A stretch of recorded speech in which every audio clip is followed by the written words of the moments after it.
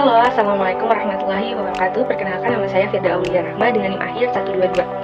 Di sini saya akan mereview atau merangkum 12 materi Bahasa, Sastra, dan Indonesia untuk kebutuhan UAS, ujian akhir semester.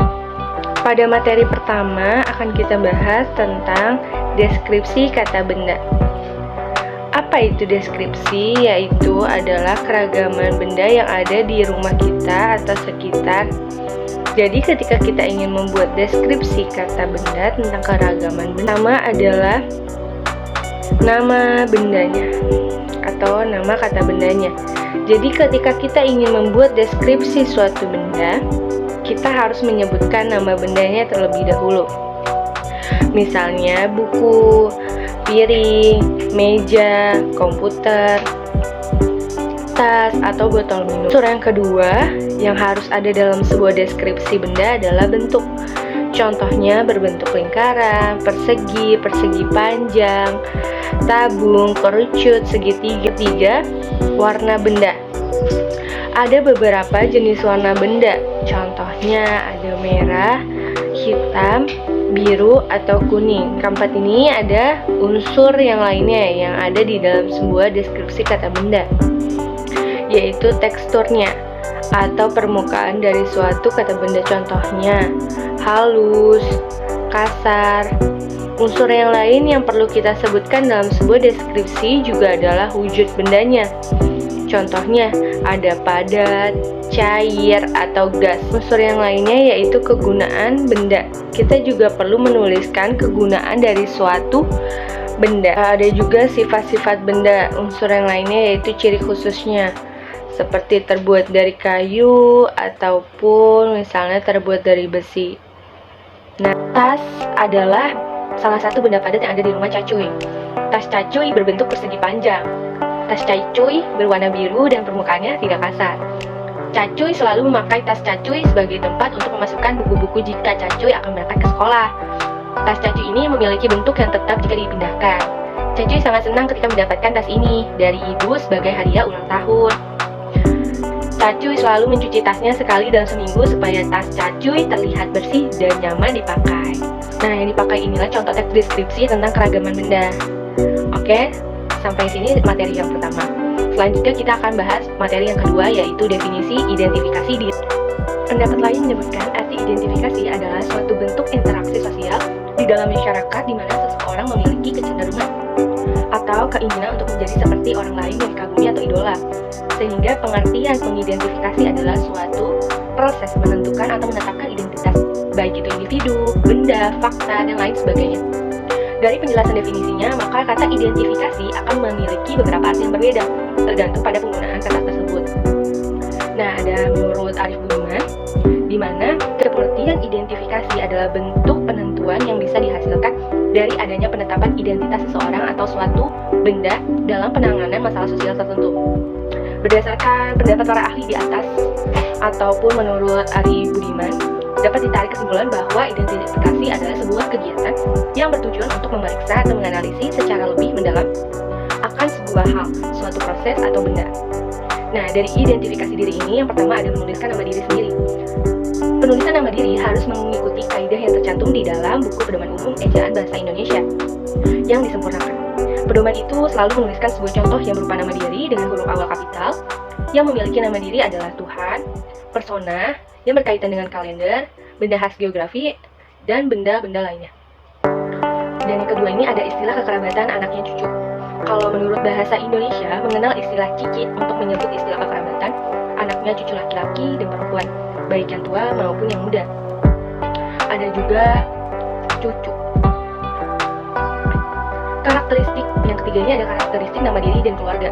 Pengertian keragaman karakteristik ini adalah latar belakang masing-masing orang yang berbeda-beda dalam hal suku, ras, agama, pendapat, sifat, ciri fisik, kemampuan akademik, dan lain sebagainya. Ada ascribal status, di mana ascribal status adalah status yang diperoleh melalui kelahiran. Misalnya kedudukan anak, misalnya bangsawan, diperoleh karena lahir dari orang tua kalangan bangsawan. Ascribal status adalah kedudukan yang diperoleh secara tidak sengaja, misal menjadi seorang wanita atau menjadi seorang laki-laki. Seseorang yang memperoleh ascribal status ini tidak perlu berjuang atau melakukan usaha apapun secara kolektif. Semua status yang dimiliki seseorang sekaligus terdiri dari kumpulan statusnya yang mungkin berubah selama masa hidupnya. Selain itu, tanda koma juga berfungsi untuk menyebati salah satu gelar akademik lainnya yang lebih tinggi. Ada huruf kapital dipakai sebagai huruf pertama unsur nama gelar kehormatan, keturunan, keagamaan, atau akademik yang diikuti nama orang, termasuk gelar akademik yang diikuti nama orang. Dan kata yang ketiga ini adalah kalimat sapaan, di mana pengertian kalimat sapaan ini menurut bentuk linguistiknya ditentukan oleh hubungan antara pembicara dengan mitra bicara. Dalam proses komunikasi biasanya terjadi sapa menyapa di antara anggota masyarakat. Nah, kata sapaan secara umum memiliki dua fungsi, yaitu menyapa dan menyebut. Sapaan merupakan suatu cara penyampaian maksud dari yang menyapa kepada yang disapa, baik secara lisan maupun tulisan. Perbedaan itu tidak hanya terdapat pada kosakata sapaan, tetapi juga pada sikap penutur ketika proses sapaan berlangsung. Kayak kalimat sapaan selalu digunakan di dalam aktivitas publik, baik itu di sekolah, kantor, pesawat terbang, kereta api, dan sebagainya. Kalimat sapaan juga sering digunakan dalam kegiatan sehari-hari. Nah, secara tidak sadar, kalimat sapaan merupakan kalimat yang penting karena digunakan hampir setiap percakapan sehari-hari. Penggunaan kalimat sapaan biasanya memperhatikan norma dan adat istiadat yang berlaku di masyarakat, serta menyesuaikan dengan tepat waktu dan situasi yang sedang terjadi pada saat percakapan berlangsung. Nah, peningkatan ini bersifat memanasukan, namun tetap mempertimbangkan aspek apakah peningkatan itu lazim atau tidak dalam masyarakat. Ada sapaan promina atau persona. Tersebut akan terlihat ketika komunikasi dalam berbagai usia, jenis kelamin, atau status yang dimiliki oleh seseorang itu sederajat atau tidak sederajat. Ada sapaan profesi, di mana sapaan seperti penyair untuk orang yang profesi mengarang puisi, wartawan untuk orang yang profesinya mencari berita sebagaimananya. Dan materi yang keempat ini adalah prolog, dialog, dan epilog. Nah, prolog adalah kata pendahuluan dalam lakon drama, di mana prolog memainkan peran yang besar dalam menyiapkan pikiran penonton agar dapat mengikuti lakon yang akan disajikan. Yang kedua ini ada dialog, di mana percakapan para pemain. Dialog memainkan peran yang amat sangat penting karena menjadi pengarang lakon drama. Artinya, jalan cerita drama itu diketahui oleh penonton lewat dialog para pemainnya. Agar dialog itu tidak hambar, pengucapannya harus disertai penjiwaan emosional. Serta selain itu, pelafalannya harus jelas dan cukup keras, sehingga dapat didengar semua penonton. Dan contoh dialog dengan naskah drama seperti Nah, sepertinya setelah itu lebih baik kita tidak lagi membicarakan mengenai ayah Nasa, Ran, tapi beliau ini sudah berjanji kepada kita untuk segera kembali. Aku yakin ayah akan tetap pulang. Salah satu contoh dari dialog. Nah, ada epilog, di mana kata penutup yang mengakhiri pementasan. Isinya biasanya berupa kesimpulan atau ajaran yang bisa diambil dari tontonan drama yang baru saja disajikan. Epilog umumnya dipergunakan oleh penulis buat menutupi jalan ceritanya. Di beberapa genre atau karya seni, epilog disebut juga menjadi outro. Hal itu tadi umumnya digunakan pada pemain video atau program televisi. Hubungan komunikasi teman sejawat yang itu digunakan dalam prolog, dialog, maupun epilog. Setiap individu berkomunikasi tentu memiliki tujuan, sama halnya dengan komunikasi yang dilakukan antar teman sebaya, tentu memiliki maksud dan tujuan yang ingin dicapai. Dan materi yang kelima ini adalah jenis-jenis membaca dan membaca petunjuk. Membaca merupakan salah satu jenis keterampilan berbahasa tulis yang bersifat refleksif. Kenapa bisa disebut refleksif? Karena dengan membaca, seseorang akan dapat memperoleh ilmu dan pengetahuan serta pengalaman baru. Semua yang diperoleh melalui membaca itu akan memungkinkan orang tersebut mampu mempertinggi daya pikirannya, mempertajam pandangannya, dan memperluas wawasannya. Pembaca yang baik tidak tahu mengapa dia membaca. Syarat pertama bagi setiap membaca yang baik ialah bahwa ia tahu dan sadar mengapa ia membaca. Pembaca yang baik harus menguasai kecepatan membaca. Di mana syarat yang ketiga bagi seorang pembaca yang baik ialah memiliki ragam kecepatan membaca, menyesuaikan dengan sifat cerita. tokohnya yang menuntut perhatiannya. Dia harus mengetahui beberapa hal, antara lain membaca sekilas, memetik secara kasar, 3 atau 4 hal satu halaman untuk memperoleh gambaran umum bagai sebagian suatu keseluruhan. Pembaca yang baik harus mengenal bentuk-bentuk kontemporer media cetak yang meliputi paperback, media grafik, majalah, surat kabar. Dalam bentuk-bentuk kontemporer media cetak tersebut terpendam ide-ide kontemporer yang dapat kita manfaatkan demi kenyamanan hidup kita.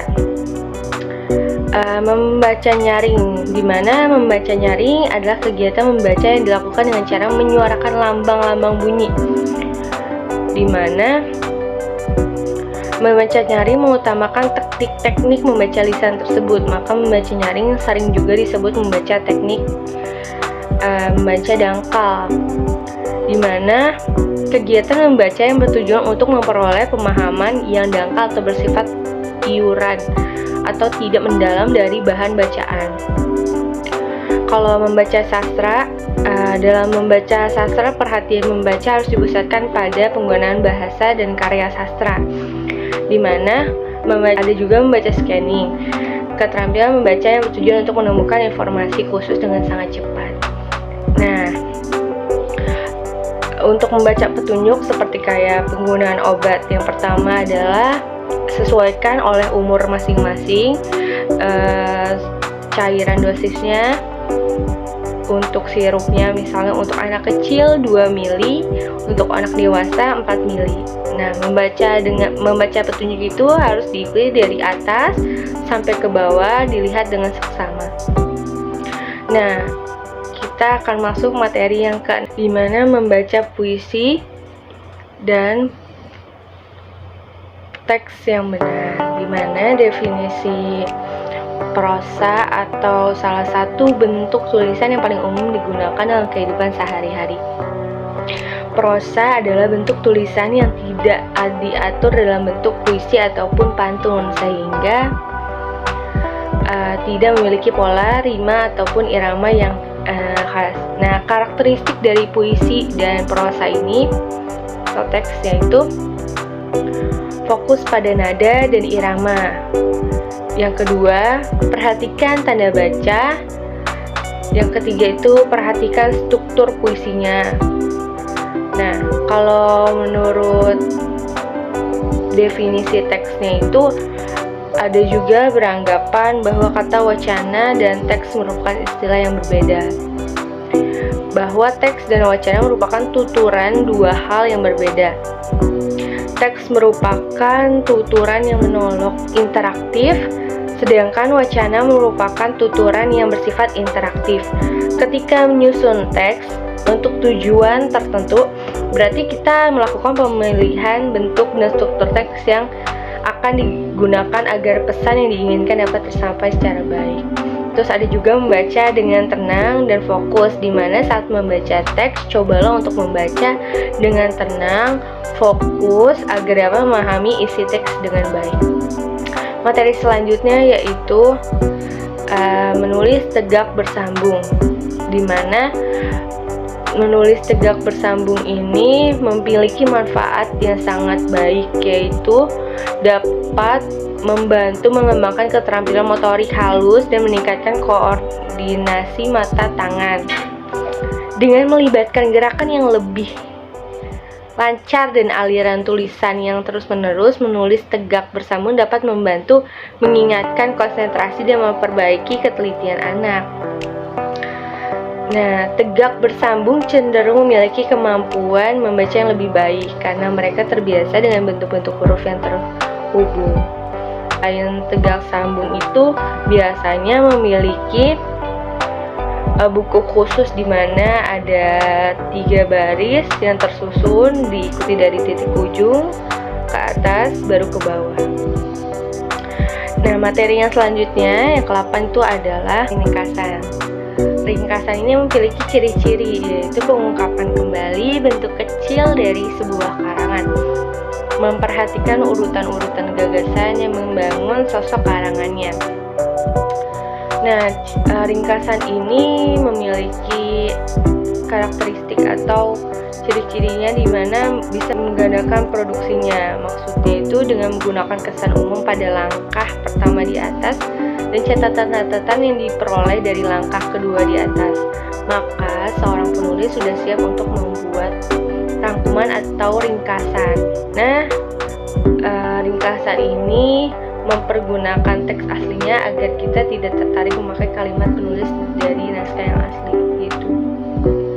Dan materi yang 9 ini adalah parafrase, di mana kalimat mengandung makna aktif sedangkan kalimat bermakna pasif. Pesannya parafrase adalah kemampuan untuk menyatakan hal yang sama dengan cara-cara lain antara pendengar dan pembicara bermufakat ada konsep yang sama terhadap maksud-maksud tertentu. Mereka bersama menghubungkan pengertian parafrase dengan maksud. Nah, pemilihan sinonim di parafrase ini dengan arti yang sama. Hal itu diperlukan agar karya sastra yang dibuat tidak serta-merta sama. Kata-kata yang terdapat dalam puisi dapat digunakan, dapat pula tidak digunakan. Contoh parafrase yang bebas yaitu puisi Menyesal karya Ali Hasmi. Mengisahkan seorang menyesali masa mudanya tidak dimanfaatkan dengan sebaik-baiknya. Akan tetapi, ia tidak berhenti dan dalam sesalnya ia berusaha bangkit, mengajak generasi muda untuk merencanakan sesuatu dari sekarang menuju ke arah tempat yang lebih baik. Nah, untuk materi selanjutnya ada 10 macam-macam surat resmi, di mana surat resmi terbagi atas beberapa jenis yang dibedakan sesuai tujuan penulisannya. Ada kop surat menunjukkan dari mana surat tersebut berasal. Penulisan kop surat ini pun juga ada yang rata tengah atau rata samping. Pembuka dan penutup setiap surat resmi pasti memiliki salam pembuka dan penutup pada akhir ucapan salam. Isi suratnya itu saat masuk ke dalam isi surat, pastikan kamu langsung menuliskan inti dari surat tersebut. Setelah itu, isi pokok surat berisi maksud atau tujuan pembuatan surat. Menulis tempat dan tanggal lahir, terus menulis salam pembuka, tulis salam penutup, cantumkan identitas pengirim. Yang ke-11 ini ada formulir dan kwitansi, di mana definisi formulir yaitu alat yang dapat digunakan untuk mengorganisasi, mengumpulkan, mengalihkan informasi. Formulir memberikan fasilitas terhadap pengumpulan dan data. Alat formulir yaitu untuk keseragaman atau pembakuan kerja, untuk mempermudah dalam penggolongan data, untuk mempermudah pemberkasan, baik sistem maupun tempatnya, untuk mempermudah penertiban prosedur dan tata kerja. Formulir ini ada formulir yang dibuat dan disimpan dalam perusahaan, ada juga yang digital. Cara mengisi formulir yaitu pertama mengisi formulir dengan tinta berwarna hitam. Lembar formulir tidak boleh robek, rusak atau kusut. Mengisi formulir harus menggunakan huruf kapital. Kalau definisi kwitansi ini adalah alat bukti transaksi yang memudahkan pembeli maupun atau penjual. Nah, jenis-jenis kwitansi ini ada banyak. Ada kwitansi bukti pembayaran, kwitansi transaksi produk, kwitansi transfer uang, dan lain-lain. Fungsi kwitansi ini adalah bukti terlaksananya pembayaran, memudahkan pencatatan kas perusahaan, membantu audit keuangan perusahaan. Nah, untuk materi 12 ini adalah tentang pidato. Pidato adalah pengungkapan pikiran dalam bentuk kata-kata yang ditunjukkan pada orang banyak. Pidato merupakan penyampaian gagasan, pikiran, informasi kepada orang lain secara lisan dengan metode-metode tertentu. Ada 3 tujuan pidato, yaitu informatif, memberitahu, persuasif, mempengaruhi, dan rekreatif, menghibur. Nah, tahap persiapan naskah pidato yaitu yang pertama milih topik, merumuskan judul, yang ketiga menentukan tujuan, yang keempat membuat pembukaan pidato, yang kelima mengembangkan pembahasan, yang keenam membuat penutupan pidato. Si penyusunan pidato itu harus mempunyai satu kesatuan, unity, yang kedua itu ada pertautan, coherence, fungsi, dan yang ketiga itu ada titik berat eposis, di mana menyusun pesan pidato ini harus ada deduktif, induktif, kronologis, dan logis. Nah, garis-garis besar outline pidato merupakan pelengkap yang amat berharga bagi pembicara yang berpengalaman dan keharusan bagi pembicara baru, di mana ciri garis besarnya itu adalah pengantar, isi, dan lain-lain. Dan macam-macam garis besarnya itu. Sampai di sini video atau materi yang telah direview maupun dirangkum. Kurang lebihnya mohon maaf. Wassalamualaikum warahmatullahi wabarakatuh.